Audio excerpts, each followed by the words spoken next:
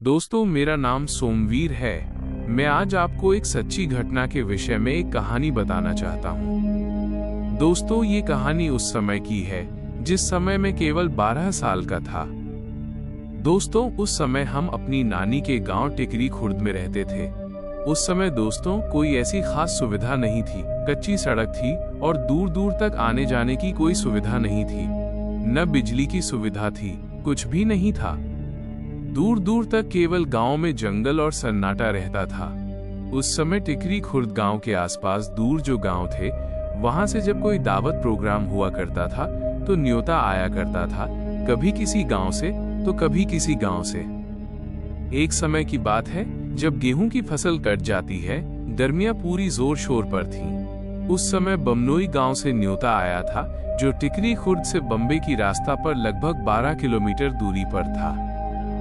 दोस्तों, उससे पहले शेर सिंह भाई और सतीश मामा और ओमवीर भिखारी भाई और सुनील भाई आम के बाग में जो मोहल्ले से बिल्कुल चिपका हुआ था बैठे हुए थे और आपस में यही बात कर रहे थे, यार बहुत दिन हो गए कहीं से कोई दावत का न्योता नहीं आया, न किसी का कोई ब्याह न शादी और न किसी की तेरावनी हो रही, क्या करें।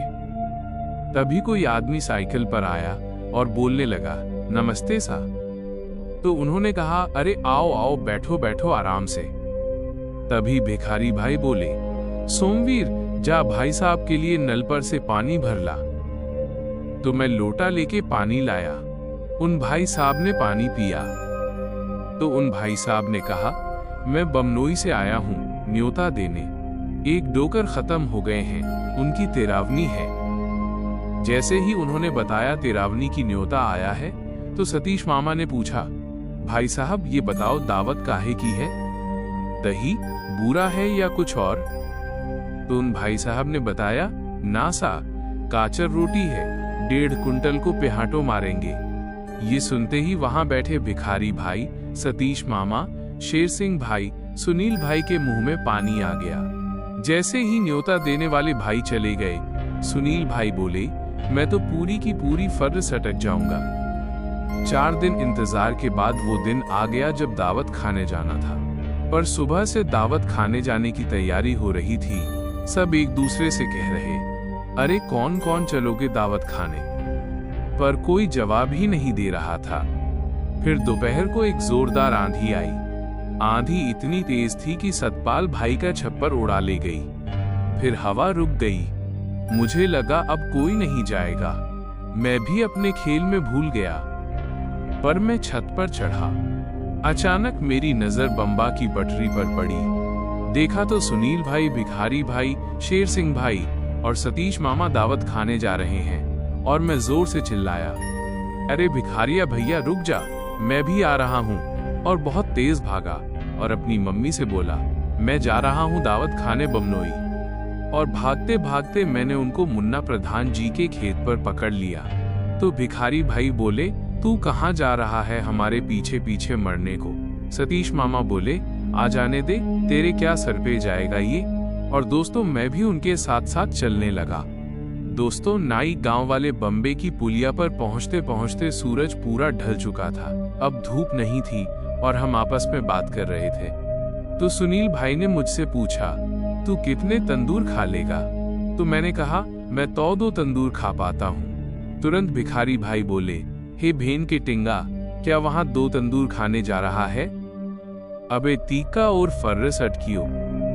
तीका सटकियो जैसे बगुला मच्छी सटकता है ऐसे। अब दोस्तों हम चले जा रहे थे बम्बे के किनारे झुंझड़ी, और बम्बे में पानी था और बम्बे की पटरी के नीचे खाली खेत थे गेहूं की फसल के। कहीं दूर खेतों में भैंस तो कहीं नील गाय का झुंड दिख जाता था और हम चले जा रहे थे। चलते चलते हम लोग अब आम वाले बड़े बम्बे पर पहुंच गए। हल्का हल्का अंधेरा हो गया था। अब धीरे धीरे रात होती जा रही थी। तभी हमको आगे से कुछ लोग आते दिखाई दिए। वो और कोई नहीं, वो नाई वाले टपुआ बाबा के चेले ग्रीस भाई थे, जो शेर सिंह भाई के मौसी के लड़के थे। उनके साथ नाई गांव के और भी लोग थे और कुछ बच्चे भी थे। वो लोग भी बमनोई गांव से दावत खाकर वापस आ रहे थे। जैसे ही वो लोग पास आए, उन्होंने शेर सिंह भाई और हम लोगों को पहचान लिया और दूर से ही बोले, बाबा टपुआ दास की हूल हूल। हमने भी कहा हूल हूल भाई साहब हूल हूल। तो उन्होंने कहा क्या दावत खाने जा रहे हो तुम लोग, इतनी लेट कैसे है गए रे तुम। तो सुनील भाई बोले अरे भैया क्या बताएं, कोई आने को तैयार ही नहीं था सुबह से, फिर अचानक प्लान बन गया दावत का। तभी हम सबकी नजर उनके हाथ में जो पन्नी थी उस पर पड़ी। उसमें काचर और मोटे मोटे टिक्का दिख रहे थे। हमने कहा अच्छा भाई साहब हम भी जा रहे हैं अब, हूल सा हूल। और वो चले गए। और फिर हम लोगों को पूरी तरह अंधेरा हो गया। अब हम और जल्दी जल्दी चल रहे थे और हमने आम वाली पुलिया भी पार कर गए और आगे निकल गए। तभी दोस्तों भिखारी भाई को टट्टी लगने लगी और वो बोले पहले सारे पेट खाली कर लो। और हम सब हगने बैठ गए। और दोस्तों फिर और रात हो गई। चलते चलते हम अब टक्कर पर पहुंच गए जहां से कपासिया वाला बम्बा निकल रहा है। वहीं पर रास्ते में एक बहुत बड़ा और घना आम का बाग था और वहीं बम्बे की पटरी पर एक बहुत पुराना घना मोटा पीपल का पेड़ था दोस्त। और अब हम बमनोई वाली सड़क पर पहुंच गए। वहीं पर जैसे रुके तुरंत शेर सिंह भाई बोले मुझे तो यहाँ तक खुशबू लग रही है काचर की। और अब हम जहाँ खजूर के पेड़ थे वहां से भी आगे निकल गए। जैसे हम बमनोई गांव की दगड़े पर मुड़े, दगड़े में मोहल्ले के कुत्ते लेटे हुए थे जो सुबह से काचर की हड्डी खाकर टम्पू होकर पड़े हुए थे। हमको देखकर भौंकने लगे। तभी वहां के एक बड़े बूढ़े बाबा बोले ओरे देखो रे, ये बालक कौन से गांव से आए हैं। तभी शेर सिंह भाई, सुनील भाई और सतीश मामा और मैंने वहां सलामी ठोक दी। और शेर सिंह भाई बोले के 56 छुरी 72 कट्टा और ये आ गए टिकरी के पट्ठा और हाथ में रखते तेल चीपर के लट्टा। ये सुनते ही वो लोग समझ गए ये तो शेर सिंह पहलवान टिकरी खुर्द वाले हैं और बोले आओ आओ बाबूजी खाट पे बैठो। तो सतीश मामा बोले टाइम बहुत हो गया है। तो वो बाबा बोले बस ये दावत उठ जाए तुरंत तुम बैठ जाना। दोस्तों हम देख रहे थे मिट्टी के तेल के हंडे जल रहे थे, उसी की रोशनी में दावत हो रही थी। अब हम यही सोच रहे थे कब ये लोग उठे और हम लोग टूट कर पड़े। दोस्तों दावत हो रही थी। कोई बोल रहा था हाँ सा रोटी, कोई बोल रहा था नॉन नॉन बोलो सा नॉन, कोई पानी सा, कोई बाल्टी में मोटी मोटी काचर की फर, टिक्का सा टिक्का। और हम लोग उन लोगों को खाते देख रहे थे। कम से कम आधा घंटे के बाद वो दावत उठी, फिर दूसरी दावत बैठी। जगह घेरने के लिए हम लोग ऐसे भागे कि मैं और सुनील भाई गिर ही गए। फिर हम पांचों बैठ गए और भी लोग बैठे। सबसे पहले एक लड़का तंदूर लेकर आया, फिर पीछे से काचर आई, मिट्टी के भूलुओं में डाल दी और हम खाने लगे। फिर वही बात शुरू हो गई, नॉन सा नॉन, पानी सा पानी, रोटी सा रोटी। अब हम खा ही रहे थे कि शेर सिंह भाई बोले भाई साहब एक कूच की हड्डी लाओ। तो वो आदमी बोला भाई साहब कूच की हड्डी अब कहाँ ढूंढूं, अब नहीं है हड्डी। ये सुन के शेर सिंह भाई भड़क गए और बोले जे कैसी बात कर रहे हो, हड्डी कैसे न रही। और बात दोनों तरफ गर्म होने लगी। तभी भिखारी भाई बोले चलो छोड़ो, फर्र ले आओ यार, हड्डी नहीं है तो। और दोस्तों तुरंत हम लोगों के लिए तंदूर रोटी पर मोटी मोटी फर आ गई। और सुनील भाई तो ऐसे सटक रहे थे जैसे बगुला मच्छी सटकता है। और मैं तो 2 रोटी खाकर उठ गया। फिर सतीश मामा और फर मांगने लगे तो उन्होंने कहा टिक्का मिलेंगे बस। फिर सतीश मामा भड़क गए और बोले ये क्या ड्रामा कर रहे हो तुम, कभी ये नहीं है कभी वो नहीं है, टिकरी में आना दावत खाने। तुमने तो कहा था 1.5 कुंटल का पट्ठा है, कहाँ गया। तो वो लोग बोले नाक पैदिया धर के रात को 10 बजे दावत खाने आए हो और बकवास और कर रहे हो। ये बात सुनकर शेर सिंह भाई बहुत भड़क गए। वो आग बबूला हो गए और बोले हल्के में मत लेना। और बोले नाई पीटी कपसिया पीटी टट्टी में लग गए तारे, हम हैं टिकरी वारे। रात का सन्नाटा और बाबा टपुआ का चमत्कार। ये कहते ही शेर सिंह भाई एकदम आग बबूला होने लगे। तभी वहां के एक बाबा बोले अरे कोई बात नहीं मल, सब अपने ही बालक हैं, मल गुस्सा मत करो। और बाबा बोले आज रात को यहीं रुक जाओ, रात बहुत हो गई, सवेरे चले जाना। पर सतीश मामा और सुनील भाई नहीं माने और भिखारी भाई बोले, नहीं, हम तो अभी जाएंगे। और दोस्तों, हम अपने गांव टिकरी की तरफ जाने लगे। जब हम दावत खाकर वापस गांव से बाहर निकले तो कुछ दूर तक तो कुछ नहीं लगा। फिर हम लोग आगे बढ़ते बढ़ते खजूर के पेड़ भी पार करके अब हम बम्बे की पुलिया पर पहुंचे। वहां पहुंचते ही पता चला कि रात का सन्नाटा क्या होता है। अभी तक तो सब अपने मुंह से कुछ न कुछ बोल ही रहे थे, पर बम्बे के पुल पर आते ही सन्नाटा देख सबकी आवाज गायब हो गई। दोस्तों, अमावस की काली रात थी। केवल झींगुर, मेढकों की टर-टर और बम्बे के पानी की आवाज ही आ रही थी।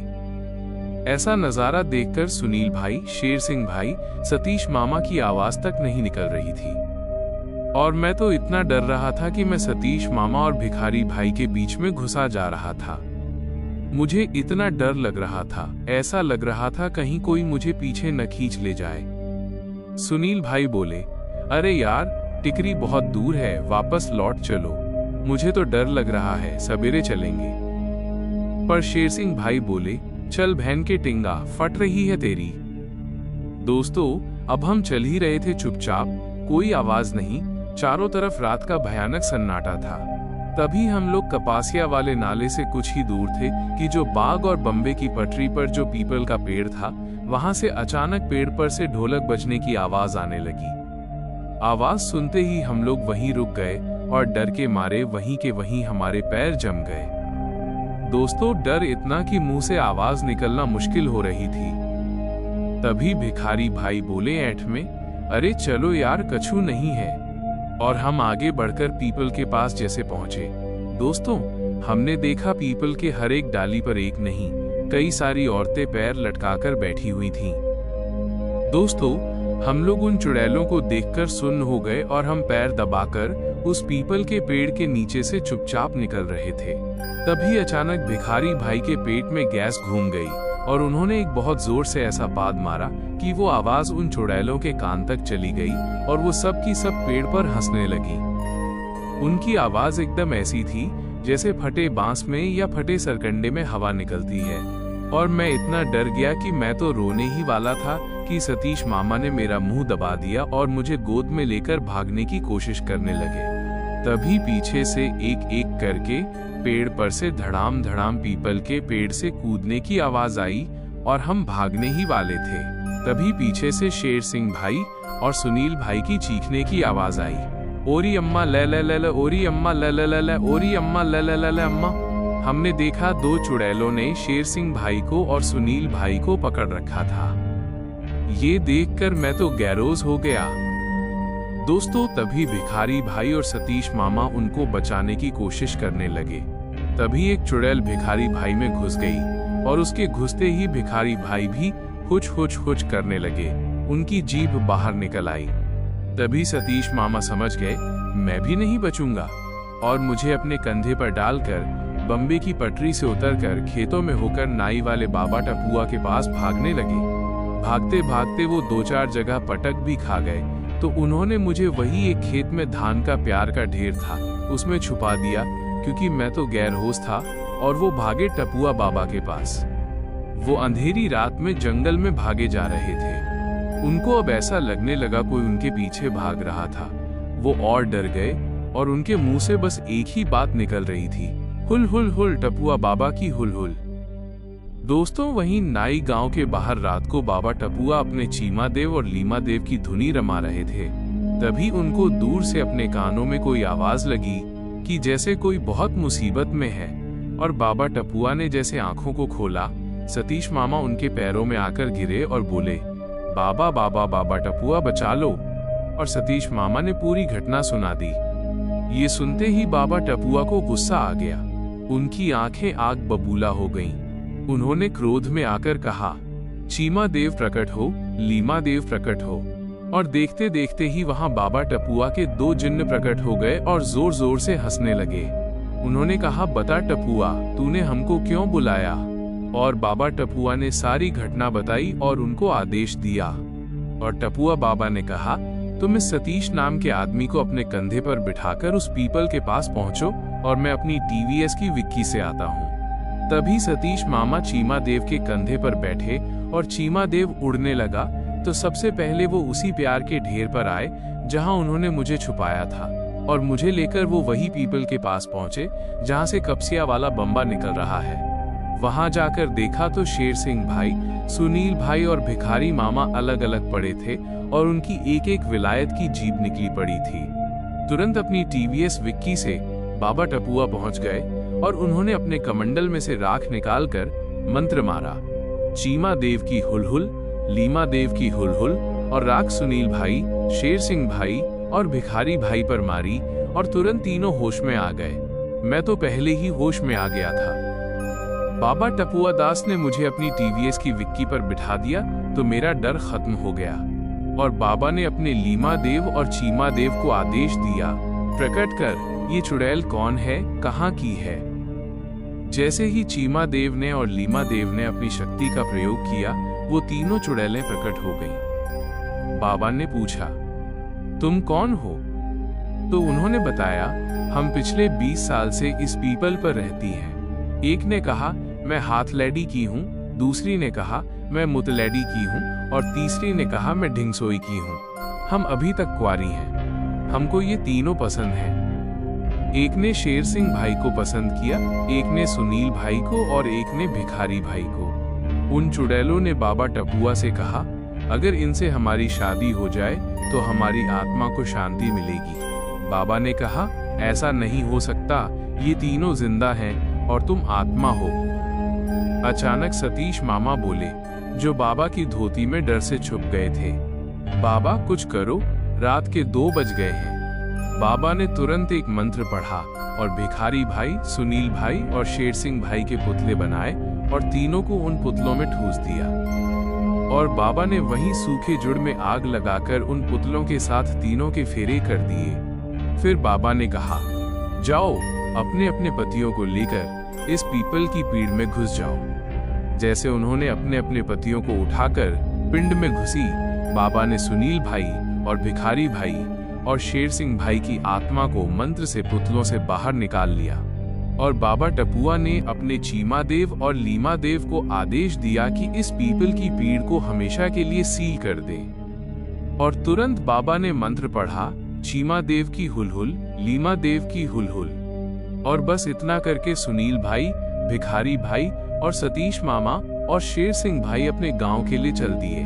पर टपुआ बाबा ने मुझे अपनी टीवीएस पर पीछे बिठा लिया और वो हम सबको टिकरी गांव के बाहर जो तालाब है वहां तक छोड़ दिया। और हम टपुआ बाबा की हुल हुल हुल हुल हुल करते करते अपने घर पहुंच गए। दोस्तों, ये थी हमारी सच्ची कहानी। दोस्तों, आपको कहानी कैसी लगी कमेंट में जरूर बताएं और हमारी आने वाली बहुत ही भयानक कहानी आशिक ट्रक ड्राइवर और रग्गा खलासी सुनने के लिए हमारे चैनल को सब्सक्राइब करें।